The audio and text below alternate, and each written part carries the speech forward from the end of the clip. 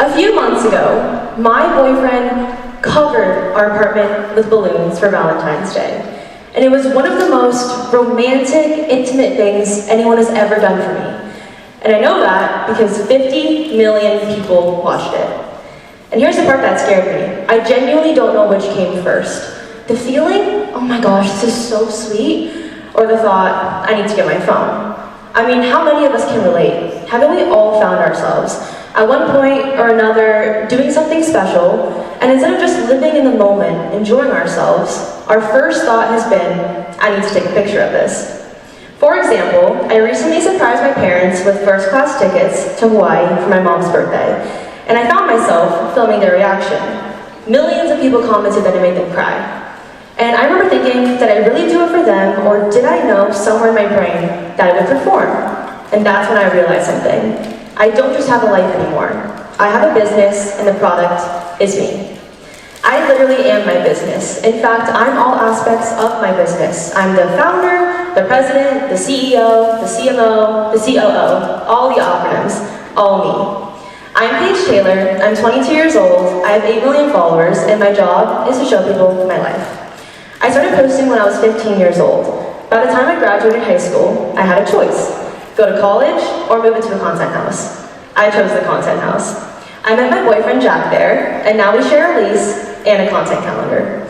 And I'm not complaining. I love what I do, but when your life becomes your work, something changes. Because in this business model, there is no separation between CEO and product. At Apple, the CEO isn't the iPhone, but in my company, the CEO is the product. I am the CEO of Paige Taylor Inc. I'm also the Chief Marketing Officer, the Head of Product Development, the Videographer, the Editor, the Analytics Department. So whether you have 8 million followers or 80, we are now all running some part of our life like a business. We create content, we analyze engagement, and we adjust what we're posting based on feedback. You know what I'm talking about. When we post on Instagram or Facebook, we worry about how many likes we might get. If it's on LinkedIn, how many reactions, comments, and reposts. So, even if you aren't an influencer doing brand deals for a living, we are now all running some part of our life like a business. We are all in the business of being a person. In my business, I'm the CMO. I handle all marketing, I study data, I know what performs, which version of me performs best. And the more data you have on yourself, the easier it is to optimize yourself. And I've had brands come and tell me, this didn't feel like you, which is a strange thing to hear because I'm literally me. Like, that's my face and that's my voice. What they mean is that the version of you that performs well didn't show up. Your authentic self didn't perform. And that's a thing, authentic self. And sometimes they tell you what your authentic self is, even when it's not. For example, I've had brands hand me a script, literally every single line written out. But there's one specific one that comes to mind.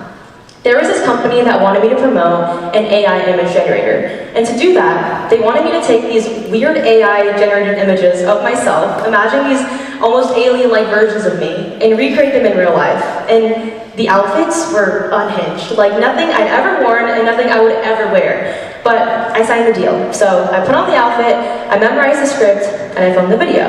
The whole time I just kept thinking, my audience knows me, and they're gonna know that this isn't me. But that's the thing about running a business. Sometimes you have to make decisions that are right for the company, even if they feel wrong for the person. You show up, you deliver, and you move on. The brand got what they needed, I honored my commitment, and as soon as it was done, I went and filmed something random and fun, just to feel like myself again. Sometimes the business wins, and the person just has to get through it. They didn't tell me what to wear or what to say. They handed me a script and they said, this is how you show up. And if that's not a version of being told you're being yourself wrong, then I don't know what is, honestly.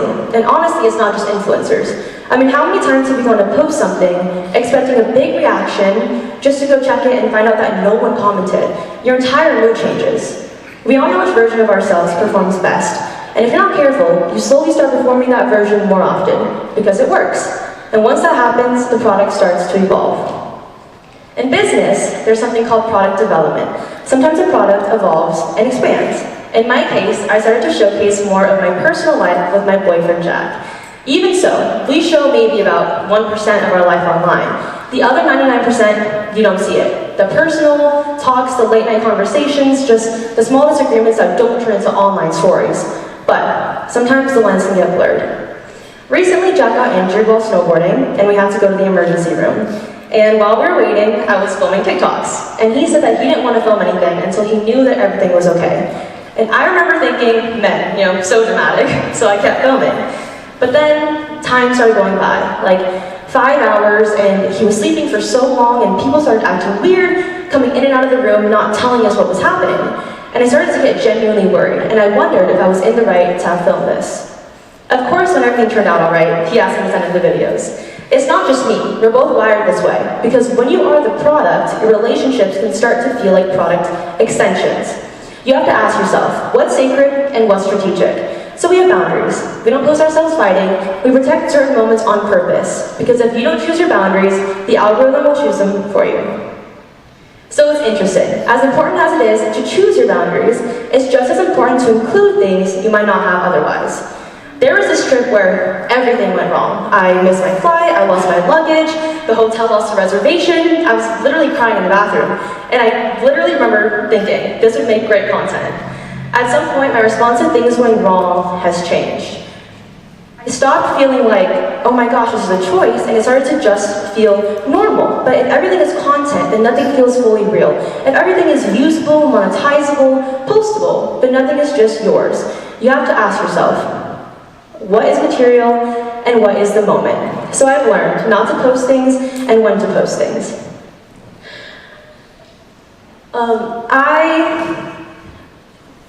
There's a saying, it's the cost of doing business, but what is the true cost of success? In traditional business, success is measured in growth, followers, revenue, engagement. But in life, success is measured in feeling, connection, real meaning.